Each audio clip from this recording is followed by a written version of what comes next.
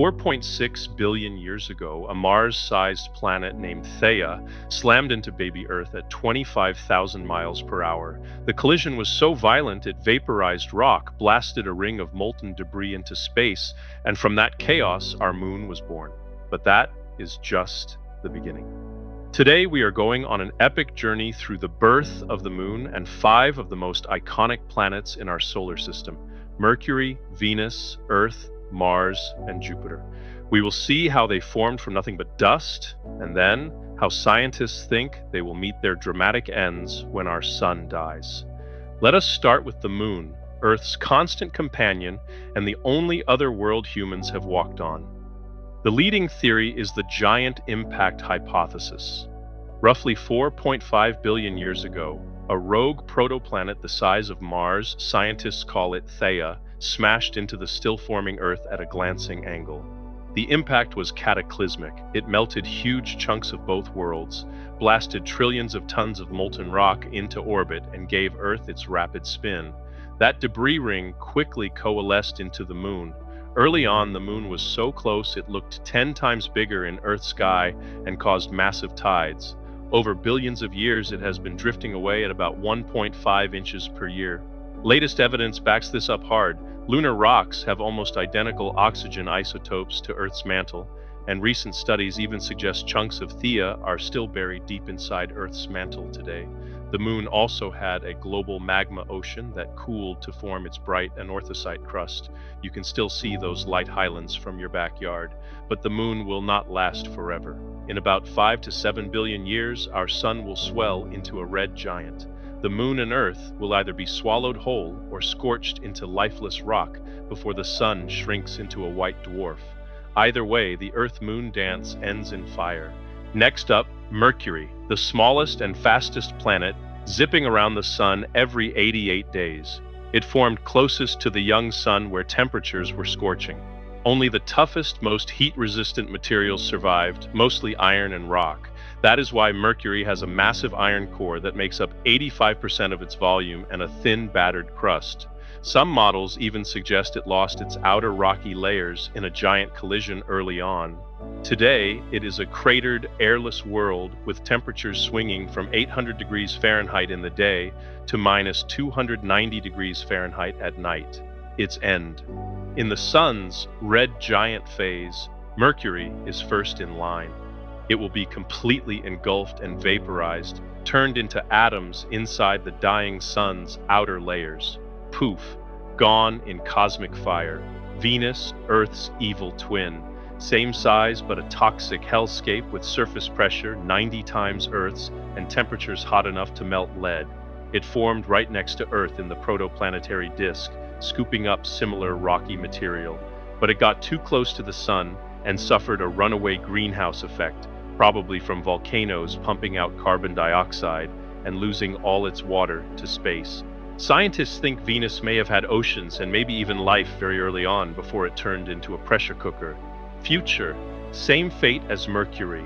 The red giant sun will swallow Venus whole.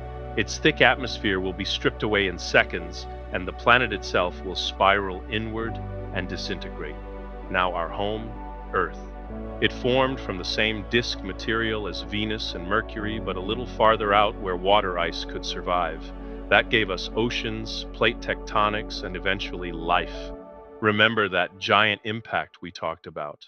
That collision not only created the moon, it also mixed Earth's mantle, delivered water and volatiles, and set up the perfect conditions for a magnetic field and stable climate.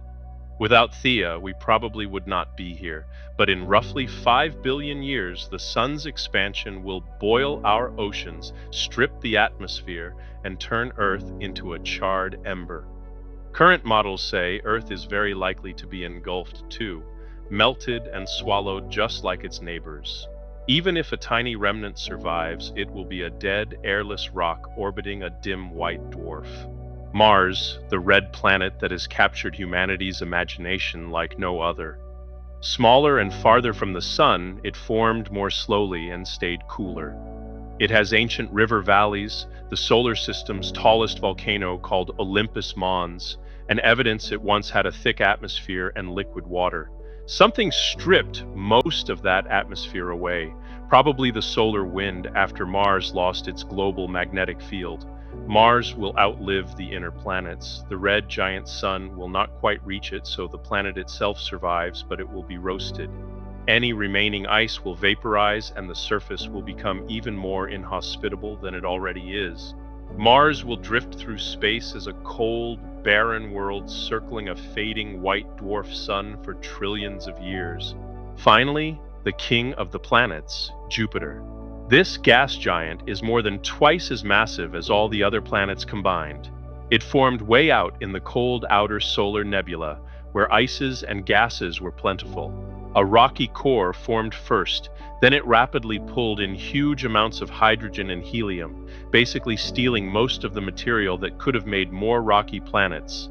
Some theories even suggest Jupiter acted like a cosmic vacuum cleaner, scattering asteroids and protecting the inner solar system from too many impacts.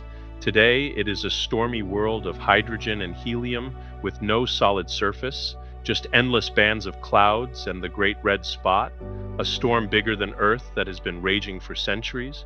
Its end is very different from the rocky worlds. When the sun becomes a red giant, Jupiter is far enough out that it probably will not be swallowed, but the sun's outer layers will puff out and strip away some of Jupiter's upper atmosphere. The planet will shrink slightly and lose some of its moons to gravitational chaos. Eventually, as the sun collapses into a white dwarf, Jupiter will keep orbiting as a smaller, colder gas giant, a lonely survivor in a much quieter solar system.